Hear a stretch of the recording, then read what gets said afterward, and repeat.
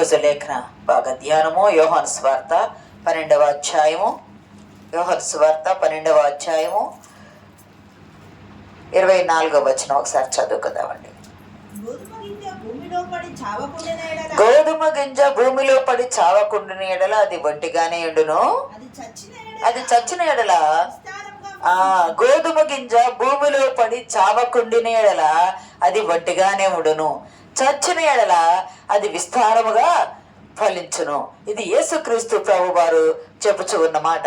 అక్కడ సందర్భం ఏమిటంటే ఆ పండుగలు ఆరాధింపు వచ్చిన వారిలో కొందరు గ్రీకు దేశస్థులు ఉండిరి. వారు గలిలయలోని బెత్సాయిదా పిలుపు వద్దకు వచ్చి, గమనిస్తే ప్రియ సంగమ దేవుని బిడ్డలారా, గోధుమలు అనేది మనందరికి తెలిసిన పంటే. అది వీట్ అని కూడా అంటాము. అది అందరికి ఇష్టమైన ధాన్యంగా కూడా ఉంటుంది. దాన్ని గోధుమ అంటారు, బాన్సి అంటారు, మిన్నీతు అంటారు. ఈ వీటిలో మిన్నీతు అనే రకమైన గోధుమలు చాలా శ్రేష్టమైనవి. మిన్నీతు గోధుమలు చాలా శ్రేష్టమైనవి. యూదులు తూరు సీదోను పట్టణాలకు ఎగుమతి చేసేవాళ్ళని యెహెజ్కేలు గ్రంథం 27వ అధ్యాయంలో ఉంటుంది. గోధుమ కోతకాలము మే నెలలో వచ్చింది. అక్కడ కాలంలో పంట కోసేం చేసేవాళ్ళంటే వాళ్ళు ఇళ్ళకి తీసుకొని పోయి ఇళ్ళ దగ్గర దుల్లగొట్టుకునేవాళ్ళు. ఎందుకయ్యా అక్కడ నూర్చేవాళ్ళు. మీకు గుర్తుందా? చూడవసరం లేదుగా, న్యాయాధిపతులు 6:11లో కూడా గిద్యోను ఈ గోధుమలు ఏం చేస్తాడంటే శత్రువులకు భయపడి వీళ్ళు పంట అంతా కోసి పొలాల మీద ఉంటే ఏం చేస్తున్నారంటే శత్రువులు వచ్చి ఫిలిస్తీన్లు కానీ మిద్యానీలు కానీ అమ్మోనీలు కానీ ఎవరైనా యోధా శత్రువులు వచ్చి యూదులకు ఇజ్రాయేలీలకు వాళ్ళు ఈ పండించిన పంటను తీసుకెళ్ళిపోయేవాళ్ళు. మళ్ళీ వీళ్ళ ఆహారం లేక కరువుతో బాధపడితే వీళ్ళు ఏం చేస్తారంటే పండించిన పంటను ఇంటికి తీసుకుని వెళ్ళి అక్కడ దొల్లగొట్టుకునేవాళ్ళు. గిద్యోను కూడా శత్రువులకు భయపడి గానుగు చాటున ఉండి దొల్లగొట్టుకుంటా ఉంటాడు ఈ గోధుమలను. అంటే సారవంతమైన పొలంలో గోధుమలు ఓచ బియ్యం పండించి వాటిని వేయించి పేలాలుగా కూడా చేసేవాళ్ళు. మీకు గుర్తుందా? మొదటి సమూయేలు గ్రంథం 17 చూడవలసిన లేదు కానీ తండ్రి పిలిచేసి దావీదు అంటాడు, అన్నలు సైన్యంలో ఉన్నారు కదా, వేయించిన గోధుమలు కూడా అంటే పేలాలు అవుతాయి, వేయించిన గోధుమలు కూడా తీసుకొని అన్న దగ్గరికి వెళ్ళి అంటాడు. అదే దావీదు కుమారుడు అబ్షాలోము యుద్ధ నుండి పారిపోయేటప్పుడు బర్జిల్లాయి అనే అతను గోధుమలను 2వ సమూయేలు గ్రంథం 17లో 8-29లో తీసుకొని గోధుమలు వేయించిన గోధుమలు తీసుకొస్తాయి. అంటే అవి శక్తిని ఇస్తాయి. ఇప్పటి రోజుల్లో షుగర్ బీపీలు వచ్చినాయి కానీ అప్పుడు అవి లేవు కదా. అంటే దీనిలో ఉన్న గ్లూకోజ్ శాతం ఉంటుంది కదా, మనిషికి ఎనర్జీని ఇవ్వడానికి ఉపయోగపడుతుంది ఈ గోధుమలు అప్పటి రోజులు. గమనిస్తే అప్పుడే కదా ఎప్పుడైనా కూడా. అయితే ఈ గోధుమలను ఎవరు చేస్తారా అంటే గోధుమలను పిండి సన్నటి పిండిగా పడతారు. సన్నటి పిండిగా, మిల్లులు లేవు, ఇసరటమే కదా, తిరగలతో ఇసరటమే కదా, సన్నటి పిండిగా పడితే ఎవరు తింటారయ్యా ఈ గోధుమ పిండినంటే గొప్పవారు మాత్రమే తినేవాళ్ళు గోధుమ పిండిని. బేదలు తినేవాళ్ళు కాదు. బేదలు ఏమి తింటారా అంటే ఏవలు బార్లీ ఉంటాయి కదా, ఏవలు రొట్టెలు అవి చేసుకుని తినేవాళ్ళు. గోధుమ పిండిని మాత్రం మీకు గుర్తుందా? సొలొమోను మహారాజు తన బల్ల మీద మొదటి రాజుల గ్రంథము 4వ అధ్యాయము 22వ వచనంలో ఒక మాట ఉంటది. ఒక్కొక్క దినమునకు సొలొమోను భోజనపు సామాగ్రి ఎంత అనగా 600 తులముల సన్నపు గోధుమ పిండి. అంటే సన్నపు గోధుమ పిండిని రాజులు గొప్పవారు మాత్రమే వారి విందుల్లో వాడేవారు. మిగిలిన వాళ్ళు ఏవల రొట్టెలు అవి చేసుకొని సామాన్యులు తినేవాళ్ళు. అసలు మరి ఇక్కడ గోధుమ గింజ ఇక్కడ సందర్భంలో గోధుమ గింజ అని యేసుక్రీస్తు ప్రభువారు అన్నారు. ఎందుకు గోధుమ గింజ? ఆ కాలం ఏ కాలం అంటే మనం చెప్పకుండానే వస్తున్నాము. అది పస్కా పండుగ కాలము. పస్కా పండుగ కాలంలో ప్రపంచంలో ఎక్కడున్న యూదులు యెరూషలేము దేవాలయానికి వచ్చి బలి అర్పణలు చేసుకుంటారు, శుద్ధీకరించబడతారు అని చెప్పుకున్నాము. అదే పండుగలో యేసుక్రీస్తు ప్రభు వారు చూడాలని గ్రీసు దేశస్థులు కొందరు వచ్చారని మాట ఉన్నది. గ్రీసు దేశస్థులు కొందరు వచ్చారు. ప్రియ సంగమా దేవుని బిడ్డలారా, గ్రీసు దేశస్థులు ఎందుకు వచ్చారు? పస్కా పండుగకు వచ్చారు. పస్కా పండుగలు ఏం చేయాలనుకున్నారు అంటే పస్కా పండుగలు యేసుక్రీస్తు ప్రభు వారిని చూడాలనుకున్నారు. ఈ గ్రీసు దేశస్తులు ఎవరయ్యా అంటే 2 రకాల సందర్భాలు ఉన్నాయి. ఒకటి, యూదులే చెదరిపోయి గ్రీసు దేశంలో నివాసం చేసేవారు అని. అంటే ఇదే యోహాను సువార్త 7వ అధ్యాయం 35-36 వచనాల్లో ఉంటది.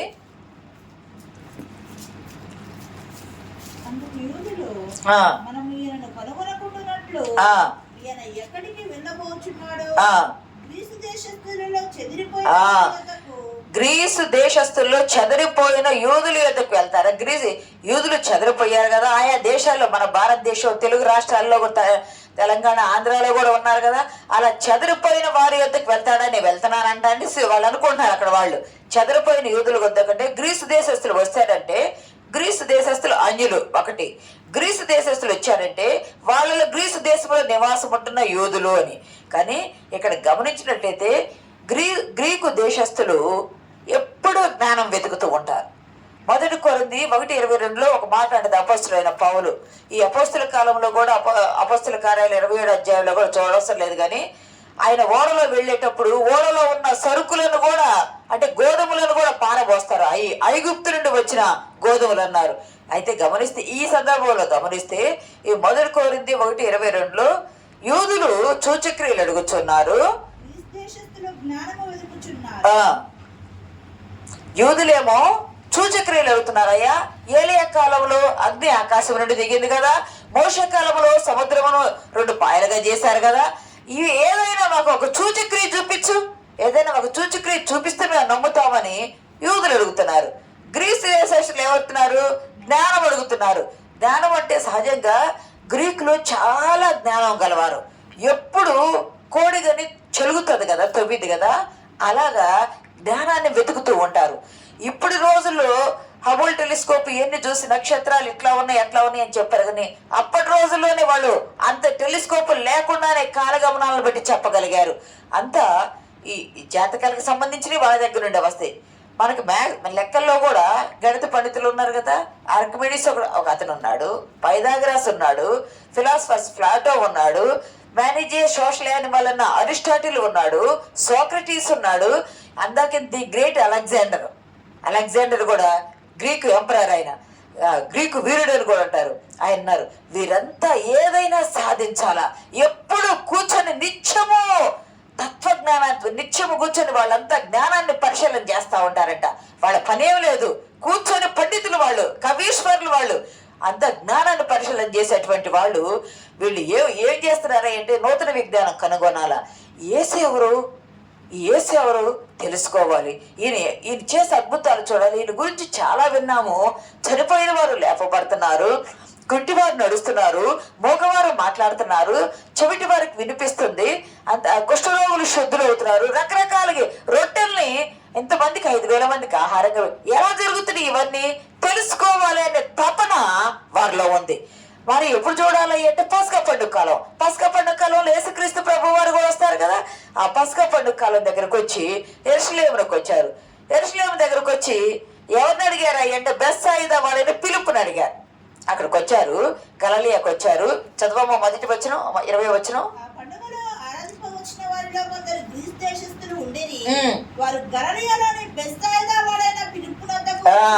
గలిలయ కల్లా వచ్చారు. అక్కడ ఉన్నటువంటి బెత్సాయిదా వాడైన పిలుపు నొద్దకు వచ్చారు. పిలుపు నొద్దకు వచ్చి మేము మీ బోధకుడిని చూడాలని ఆశపడుతున్నామంటే పిలుపు ఏం చేశాడు? ఆంద్రియ దగ్గరకు వచ్చారు. ఎందుకు? 12 మంది శిష్యులు ఉన్నారు కదా, పిలుపు దగ్గరికి ఆంద్రియ దగ్గరికి ఎందుకు వచ్చారు అని అంటే గమనించండి. ది గ్రేట్ అలెగ్జాండర్ అని చెప్పుకున్నాం కదా, అలెగ్జాండర్ తండ్రి పేరు పిలుపు, అది గ్రీకు పేరు. ఈ పిలుపు దగ్గరికి ఎందుకు వచ్చారా అంటే 12 మంది శిష్యులు పిలుపు ఆంద్రేయ అనే ఆ ఇద్దరు మాత్రమే గ్రీకు పేర్లు కలిగిన వాళ్ళు, మిగతా వాళ్ళంతా మామూలు పేర్లు కలిగిన వాళ్ళే. కాబట్టి పిలుపు అంటే మా ఎంపరర్ అయిన మా గ్రీకు వీరుడైనటువంటి అలెగ్జాండర్ తండ్రి పేరు పిలుపు, కాబట్టి వీళ్ళు కూడా గ్రీకులేమో అన్న ఉద్దేశంతో పిలుపు ఎందుకు వచ్చారు. పిలుపు ఆంద్రేయ దగ్గరకు వచ్చారు. ఆంద్రేయ ఇద్దరు కలిసి యేసుక్రీస్తు ప్రభు వారి దగ్గరకు వచ్చి గ్రీకు దేశస్తులు మిమ్మల్ని చూడాలనుకుంటున్నారు ప్రభువా, మిమ్మల్ని చూడాలనుకుంటున్నారు అని చెప్పినప్పుడు అప్పుడు యేసుక్రీస్తు ప్రభు వారు అన్నమాట చదవమ్మా.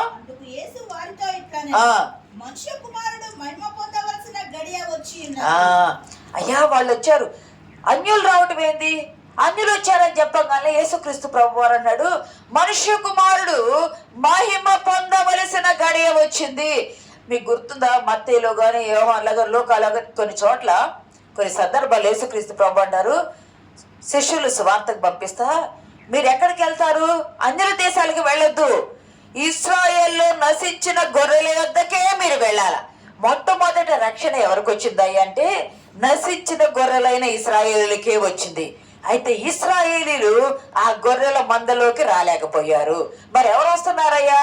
గ్రీసు దేశం నుండి ఆరాధించడానికి వచ్చిన వేరే గొర్రెలు, గ్రీసు దేశం నుండి వచ్చినటువంటి మనుషులు, అన్యులైన వారు, హెల్లేనీలు అంటారు వాళ్ళని, అన్యులు, అన్యజాతి ప్రజలు, వారు వస్తున్నారు ప్రభువుని ఆరాధించడానికి వచ్చి ఆయన్ని చూస్తూ ఉన్నారు. అందుకే ప్రభు అంటున్నాడు, అప్పుడు మనుష్య కుమారుడు మహిమ పడవలసిన గడియ వచ్చింది. ఎందుకయ్యా మహిమ పడవలసిన గడియ వచ్చింది అని అంటే, నేను నశించిన గొర్రెల యొద్దకు, ఇశ్రాయేలు వారి యొద్దకు వచ్చాను, వారు దానిని తిరస్కరిస్తూ ఉన్నారు కాబట్టి అన్యులు రావటం మొదలు పెట్టారు. అన్యులు రావటం మొదలు పెట్టారంటే దేవుని రాజ్యము వ్యాప్తి చెందుతున్నది. దేవుని రాజ్యం వ్యాప్తి చెందుతుంది. తండ్రి, నేను ఇంక ఈ లోకానికి ఎందుకు వచ్చాను? ఆ వచ్చిన పని అయిపోయింది. ఆదామైతే దేవుడు చేసిన పనిని నెరవేర్చలేకపోయాడు, తండ్రిని మహిమపరచలేకపోయాడు. కానీ కుమారుడైన యేసుక్రీస్తు ప్రభు వారు తండ్రిని మహిమపరుస్తూ ఉన్నాడు. తండ్రి, మనుష్య కుమారుడు వచ్చిన గడియ అయిపోవచ్చింది. నేను నిన్ను మహిమపరుస్తున్నాను, నీవు కూడా నన్ను మహిమపరచు. అంటే మహిమను ఏం చేశాడు? పరలోకములో విడిచి వచ్చాడు కదా.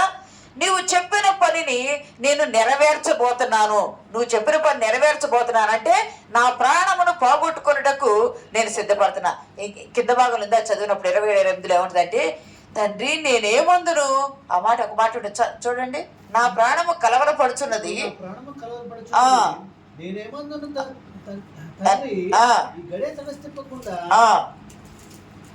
నన్ను తప్పించుము, అయినను ఇందుకోసమే నేను ఈ గడియకు వచ్చి అన్నాడు. తండ్రి నేను ఏమందును అంటే నేనేమి చేయగలను? ఈ పాపాన్ని మోయటానికే వచ్చాను కదా. నేను తప్పించమని అడుగుతానా? అది తప్పింపబడదు కదా. నేనేమందును? అయినా ఈ గడియ కోసమే కదా నేను వచ్చింది. ఏ గడియ కోసము? పాపము మోయటానికి వచ్చే గడియ కోసము, లోక భారము మోయటానికి వచ్చే గొర్రెపిల్ల.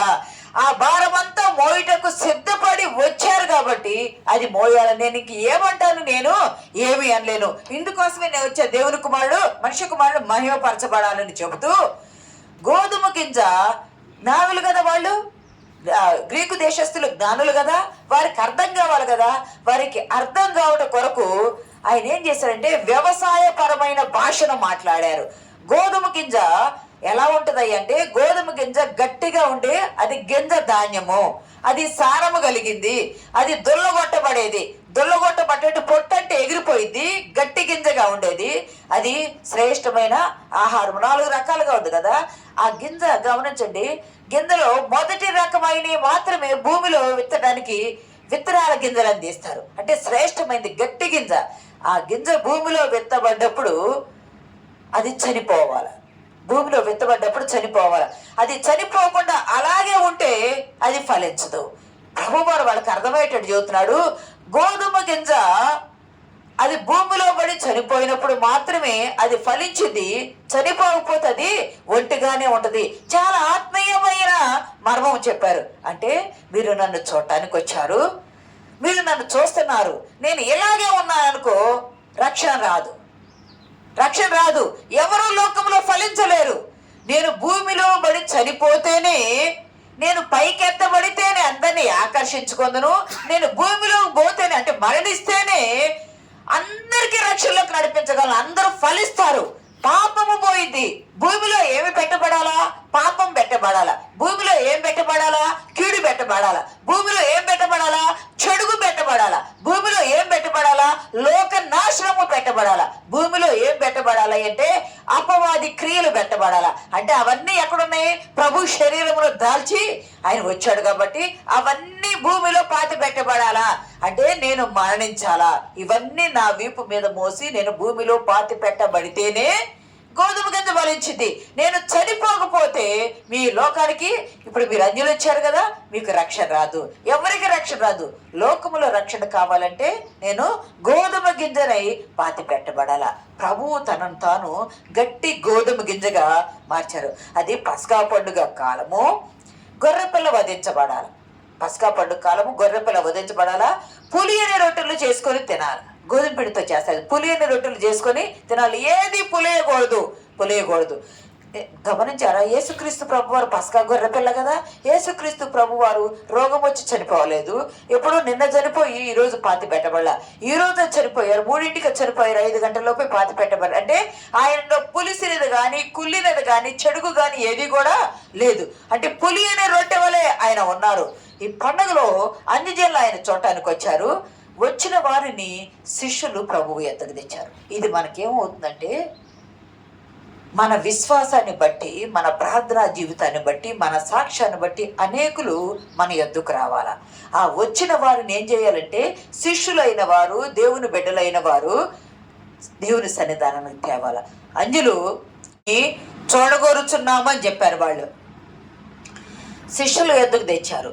మనకి ఇక్కడ ఇస్తున్న ఆజ్ఞ ఏమిటయ్యా అంటే, అన్యులు వచ్చారు కదా, అన్యులను మీరు నడిపించాలా.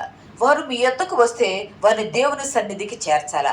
దేవుని యొద్దకు వారిని మనం చేర్చలేకపోతే గోధుమ గింజ వలె యేసుక్రీస్తు ప్రభు వారు భూమిలో పడి చనిపోయిన ప్రయాస వ్యర్థమే కదా. మరి మనం ఏం చేస్తున్నాము? ఎవరినైనా ఒక్కరిని నడిపించగలుగుతున్నామా?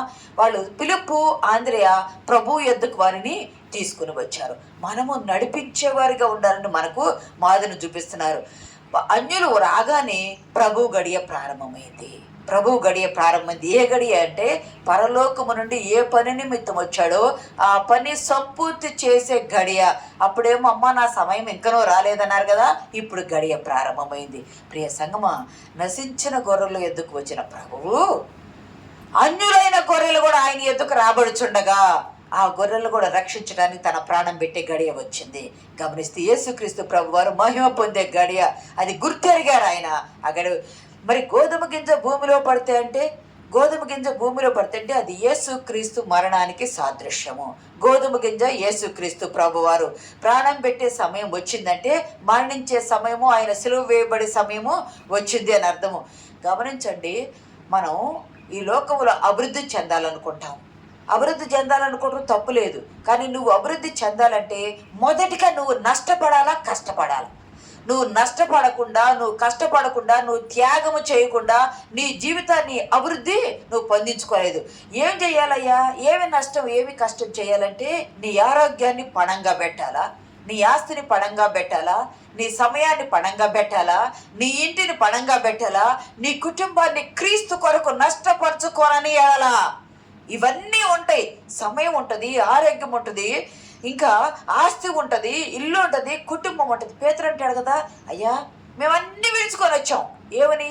ఇంటిని, పొలాలను, అన్నదమ్ములను, తల్లిదండ్రులను, కుటుంబం అంతా, పిల్లల్ని అందరినీ విడుచుకొని మేము వచ్చాము.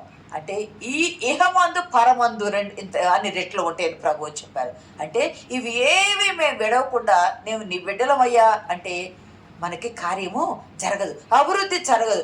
ఇవన్నీ నువ్వు ఫలించాలి అంటే నువ్వేం చేయాలంటే నష్టపడాలా. నువ్వు నష్టపడితే నువ్వు వర్ధిల్లుతావు. నువ్వు నష్టపడకపోతే నువ్వు ఒంటిగానే ఉంటావు. ఒంటిగా ఉండటానికి కాదు కదా గోధుమ గింజ భూమి మీద ఉంది. గరిసెలోనో, పెట్టెలోనో, చేతిలోనో ఎప్పుడైనా ఒక మాట చెప్తారు, ఆ గింజ అరిచేతిలో ఉంటే మొలవదు, గరసలో ఉంటే మొలవదు, పెట్టెలో ఉంటే మొలవదు. అది ఎక్కడ మొలిచిద్ది అంటే భూమిలో ఉంటేనే మొలిచిద్ది. గమనించండి, గింజ భూమిలో పెట్టినప్పుడు, ఆ భూమిలో పెట్టినప్పుడు గడ్డి గింజే. ఆ భూమిలో పెట్టిన తర్వాత అదేమిటంటే భూమి వెచ్చదనానికి, భూమిలో ఉన్న తేమకు, నీటి వాసనకి అదేమవుతాయంటే ఉబ్బిద్ది. ఒబ్బటమే కాదు, అది చర్మాన్ని విడిచిద్ది. ప్రతి దానికి ప్రభు 1 కొరింథీ పత్రికలో మంచి మాట ఇచ్చారు చూడండి. 1 కొరింథీ 15వ అధ్యాయము 36 చదవండి. 36. ఓ అవివేకి, నీవు విత్తునది చచ్చితేనే గాని ఎంత మంచి సాక్ష్యం పౌలు ద్వారా చెబుతున్నాడు దేవుడు. ఓ అవివేకి, నువ్వు జ్ఞాపకం చేసుకో, ఏదైనా విత్తినది చచ్చితేనే అది బ్రతికింపబడింది. నీవు విత్తుదానిని చూడగా అది గోధుమ గింజ అయినను సరే, మరి ఏ గింజ అయినను సరే, ఒట్టి గింజనే విత్తుచున్నావు గాని పుట్టబోవు శరీరమును విత్తుటలేదు. దేవుడు అన్నాడు, నువ్వు ఒట్టి గింజనే విత్తుతున్నావు, శరీరాన్ని విత్తట్లా.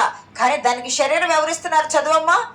అయితే దేవుడే తన చిత్త ప్రకారము నీవు విత్తిన దానికి శరీరము ఇచ్చి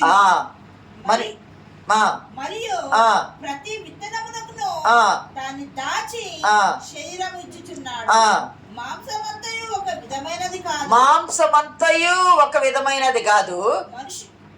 మనుష్య మాంసము వేరు. మనుషుల మాంసం వేరు. మృగ మాంసము వేరు. మృగాల మాంసం వేరు. పక్షి మాంసం వేరు. చేప మాంసము. అసలు చూడు, దేవుడు ఎంత గొప్ప మర్మం అపోస్తలుడు పౌలు ద్వారా చెప్తున్నాడు. ఓ అవివేకి, నీవు విత్తినది చచ్చితేనే గాని అది బ్రతికింపబడింది కదా. నువ్వు గమనించు, అది గోధుమ గింజ అయినా మరి ఏ గింజ అయినా నువ్వు గింజనే విత్తుతున్నావు, దానికి శరీరం విత్తట్లా. నువ్వు భూమిలో విత్తినప్పుడు అది గింజ, కానీ దానికి శరీరం ఎవరు ఇస్తున్నారు? దేవుడు ఇస్తున్నాడు. ఆ శరీరము ఊడిపోవాలి. ఆ శరీరంలో ఏముంది? పాపం ఉంది. ఆ శరీరంలో ఏముంది? లోకం ఉంది. ఆ శరీరంలో ఏముంది? మరణం ఉంది. ఆ మరణము ఊడిపోతేనే, ఆ మరణము చనిపోతేనే, ఆ మరణము భూమిలో పాతి పెట్టబడితేనే, అది ఊడిపోతేనే నువ్వు ఏమవుతావు? జీవము. అది విత్తింది, బ్రతికింది. ఆ గింజకి ఏ గింజ అయినా, గోధుమ గింజ అయినా ఏ గింజ అయినా భూమిలో పెట్టినప్పుడు దానికి శరీరం ఇస్తే, ఆ శరీరం, దాని మీద ఉన్న శరీరము ఊడిపోయి దానిలోని జీవం బయటకు వచ్చింది. అది ఊడిపోయింది శరీరం అంటే అది చచ్చిపోయింది అని అర్థం. చచ్చిపోయిన గింజలో నుండి ఈ విత్తనాన్ని ఇచ్చి దేవుడు, చప్పట్లు కూడా దేవుడు నామని గణపడదాము. ఎంత గొప్ప దేవుడు అంటే, విత్తనది చచ్చితేనే మనము కూడా ఈ లోకములో ఎలా ఉండాలి అంటే, శరీరము అనే పాపాన్ని విత్తేవారుగా ఉండాలా. ఆ శరీరంలో ఏముండాలి అంటే దేవుని దేవాలయము ఉండాలా. ఇక్కడ గమనిస్తే మనుషుల మాంసం వేరు, పక్షి మాంసం వేరు, జంతు మాంసం వేరు, చేప మాంసం వేరు. గింజకున్న చర్మ మాంసము కూడా వేరు. దానికి వేరు విరిగించాడు. ఏ ఒక్కటి ఒక దానిలో కలవలేదు. మరి గోధుమ గింజ భూమిలో పడ్డప్పుడు దానికి చర్మం ఇచ్చినప్పుడు అది ఊడిపోయినప్పుడు, అంటే అది చనిపోతేనే మరలా బతికిద్ది. ఆ విత్తనము చనిపోతేనే మరలా బతికిద్ది. అది బ్రతికితే ఎన్నో గింజలుగా ఫలించింది. నేను కూడా మనుష్య కుమారుడిగా భూమి మీదకి వచ్చాను. గోధుమ గింజ వలె భూమిలో విత్తబడితేనే, నేను చనిపోతేనే, ఇప్పుడు మీరు వచ్చారు కదా అన్యులుగా, మీరు వచ్చారు, అలాగే సర్వలోకము రావాలా.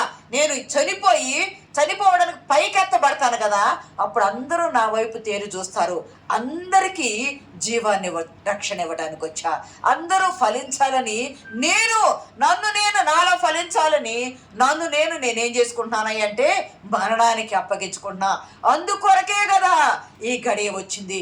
తండ్రి, నేనేమందును, నేను నిన్ను మహిమపరిచాను అంటే అక్కడ ఒక స్వరం అంటాడు దేవుడు. అక్కడ ఒక స్వరం వచ్చింది చూడండి. మత్తయి సువార్తలో 2 రకాలైన స్వరాలు వచ్చినాయి అని చెప్పుకున్నాము. ఈయన నా 3:17-5లో ఈయన నా ప్రియకుమారుడు, ఈయన యందు నేను ఆనందిస్తున్నానని మత్తయి సువార్తలో ఉంది. కానీ ఇక్కడైతే చూడండి 12వ అధ్యాయంలో చెప్పాను.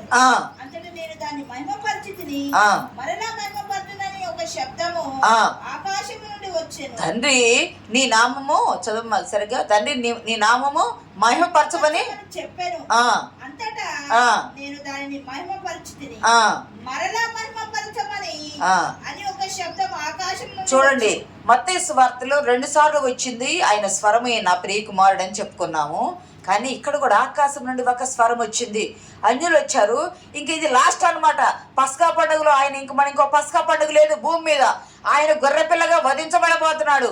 ఈ అన్యులు వీళ్ళందరూ వచ్చి శిష్యులు, ఈ గుంపు, ఇక్కడ జనం ఉన్నప్పుడు ఆకాశం నుండి ఒక స్వరం వచ్చి, తండ్రి, నేనేమందును, ఈ కొరకే కదా నేను వచ్చింది. నేను వచ్చాను, నేను నిన్ను మహిమపరుస్తున్నాను తండ్రి అని చెప్పినప్పుడు తరుణ అన్నాడు, నేను నిన్ను మహిమపరుతును, మరలా మహిమపరుతునని చెప్పేది. నువ్వు మహిమ విడిచి వచ్చావు కదా భూమి మీద, నువ్వు వెళ్ళి నన్ను మహిమపరుస్తుంటే ఇక్కడికి నీవు వచ్చినప్పుడు మరలా నేను నిన్ను మహిమపరుతునని ఒక స్వరం వచ్చింది. ఆ స్వరము ఎవరికయ్యా అంటే అక్కడ ఉన్నటువంటి వారందరి కొరకు. అంటే అన్యులు కూడా విని, తండ్రి స్వరం అన్యులు కూడా విని లోకములో రక్షణ ప్రకటించడానికి ఈ స్వరము ఒక సాక్ష్యమైంది. ప్రియ సంగమా, దేవుని బిడ్డలారా, ఇక్కడ కానీ గమనించినట్లయితే భూమిలో పడాలా, గోధుమ కింద చనిపోవాలా, చర్మము ఊడిపోవాలా, దానిలో నుండి జీవం మొలకెత్తాలా. ఆ మొలకెత్తిన జీవము గమనించండి, భూమిలో పెట్టటము మరణానికి గుర్తు, అది మొలకెత్తటము పునరుద్ధానానికి గుర్తు, నీటిలో బాప్తీసం తీసుకొనటము మరణానికి గుర్తు, మన పాపాలు నీటిలో మునిగిపోవటము అంటే పాతి పెట్టబట్ట పడటానికి గుర్తు, లెగవటము నీటిలో నుండి లెగవటము జీవానికి పునరుద్ధానానికి గుర్తు. ఇక్కడ యేసుక్రీస్తు ప్రభువారు అదే చెప్తున్నారు. ఈ గడియ కొరకే అంజులు నడిపించబడ్డారు, ఈ గడియ కొరకే మరణించవలసిన గడియ, ఈ గడియ కొరకే మరణం ద్వారా అందరినీ ఏకం చేయటం, ఈ గడియ కొరకే ఆయన గోధుమ గింజ మొలకెత్తి ఏమి చేయబడాలి అంటే, గమనించండి, గోధుమలు ప్రభువు నలగొట్టడం తండ్రికి ఇష్టమని యెషయా గ్రంథం 53లో ఉంది కదా, 10లో నలగొట్టబడితే అతను నలగొట్టడం యెహోవాకు ఇష్టమాయను. ఆయన గోధుమ గింజలు ఇప్పుడంటే మనకు మిల్లులు వచ్చినాయి, అప్పటి రోజుల్లో తిరగలతో విసిరేవాళ్ళు కదా. గోధుమ గింజల్ని, శ్రేష్టమైన గోధుమ గింజలను తీసుకుని తిరగలతో విసిరి సన్న పిండిని చేసి రొట్టెను చేసి నిప్పుల మీద కాల్చేవాళ్ళు. రొట్టెను చేసి యేసుక్రీస్తు ప్రభువారు మంచి గోధుమలతో చేయబడ్డ రొట్టె వలె ఉండి ఆయన తన శరీరాన్ని రొట్టెగా చేసి నలగొట్టబడ్డాడు, మెత్తన చేయబడ్డాడు, పిసుకబడ్డాడు, రొట్టెగా చేయబడ్డాడు, నిప్పుల మీద కాల్చబడ్డాడు, పాపం అనే నిప్పులలో అగ్నిలో కాల్చబడ్డాడు, పరిశుద్ధాత్మ అగ్నిలో కాల్చబడ్డాడు. ఆయన శరీరాన్ని విరిచి మనకేమని ఇచ్చాడంటే, ఇదిగో ఇది నా శరీరము, ఈ రొట్టెను తీసుకొని మీరు దీన్ని తీసుకొని తినుడి.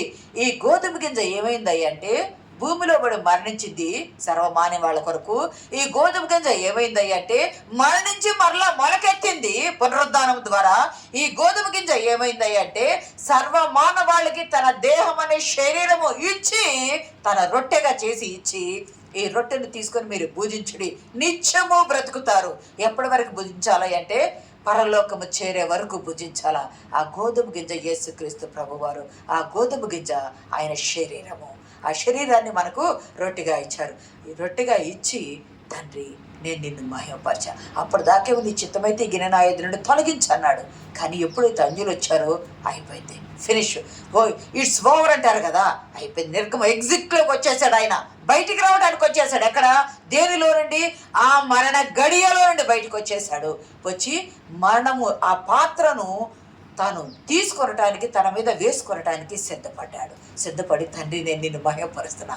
ఇందుకొరకు అప్పటిదాకా దుఃఖము, కన్నీరు, చెమట రక్తంగా మారినంత వేదన పడ్డ ప్రభువు ఇప్పుడు అంటున్నాడు, నేను నిన్ను మహిమపరుస్తున్నా, ఐఎమ్ రెడీ, నేను సిద్ధపడ్డాను, ఈ పాత్రలో తీసుకోవడానికి నేను సిద్ధపడి నిన్ను మహిమపరుస్తాను, నీవు కూడా నన్ను మహిమపరచండి, నేను నిన్ను మరలా మహిమపరుతునని ఆ స్వరము, దేవుని స్వరము ప్రభువుని బలపరిచింది. ప్రియ సంగమా, దేవుని బిడ్డలారా, ఈ గడియ అంటే పాప భారాన్ని మోసుకొని పోయే గడియ, ఈ గడియ అంటే మనకు రక్షణ వచ్చే గడియ, ఈ గడియ అంటే యేసుక్రీస్తు ప్రభువారు చనిపోయే గడియ, ఈ గడియ అంటే తండ్రిని మహిమపరిచే గడియ, ఈ గడియ అంటే ఆదాము అవిధేయత చూపిస్తే ప్రభువు విధేయత చూపించే గడియ.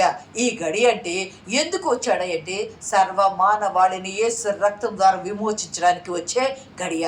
ఎందుకు వచ్చాడంటే శాపగ్రహి అయి మానున వేలాడదీయబట్టానికి వచ్చే గడియ. ఈ గడియ అంటే గోధుమ గింజ చనిపోయి పాతి పెట్టబడే గడియ. ఈ గడియ అంటే పునరుద్ధానమై తిరిగి లేచే గడియ. సమస్తము ఆయనలో నెరవేరింది. ఈ లోకపరమైన సాతాను ఆలోచనలు అంటే చర్మము విడిచిపెట్టబడాలన్నారు కదా, విడిచిపెట్టబడంటే దేహ సంబంధమైనటువంటి పాప ఆలోచనలు విడిచిపెట్టబడి క్రీస్తుతో నూతన జీవం పొందుకొని పునరుద్ధానంలో తిరిగి లేచుట. అంటే ఆ గోధుమ గింజ వలె మనము కూడా మన ఆలోచనలు పాతి పెట్టబడి క్రీస్తుకు సాక్షిగా, పరలోకపు ప్రభువునకు సాక్షిగా మనం మృతుల పునరుద్ధానము పొందిన వారి వలె నూతన జీవంతో, పాపముతో చనిపోయి నూతన ఉజ్జీవంతో మనము పైకి లేవాల. అందుకే వాళ్ళకి అర్థమయ్యేటట్టుగా జ్ఞానంతో చెప్పాడు, వ్యవసాయ పరిభాషలో చెప్పాడు. గోధుమ గింజ భూమిలో పడితే అది చచ్చిద్దయ్యా, చస్తేనే అది మొలకెత్తి అనేకంగా వస్తుంది, చావుపతి ఒంటిగానే ఉంటుంది. నేను చనిపోవడానికి వచ్చా, చనిపోయి మొలకెత్తి మీ అందరినీ తండ్రి ఇంటి చేర్చి ఆయన ఇంటిలో మీ కొరకు నివాసాలు కడతానని చెప్పాడు. మనము కూడా ఆయన యందు విశ్వాసంతో ఈ గడియ కొరకు వచ్చాడు. గుర్తుపెట్టుకొని ఆయన సన్నిధిలో లోక కార్యాల నిమిత్తం ఆయన కార్యం చేశాడు. పాప కార్యాలు ఉంటే వాటిని విడిచిపెడదాం, పరిశుద్ధ కార్యాల కొరకు మన జీవితాలను ముందుకు కొనసాగిద్దాం. అలాగూ చేటుకు పరిశుద్ధాత్మ దేవుడు మనకు సహాయం దయచేయను గాక. ఆమేన్.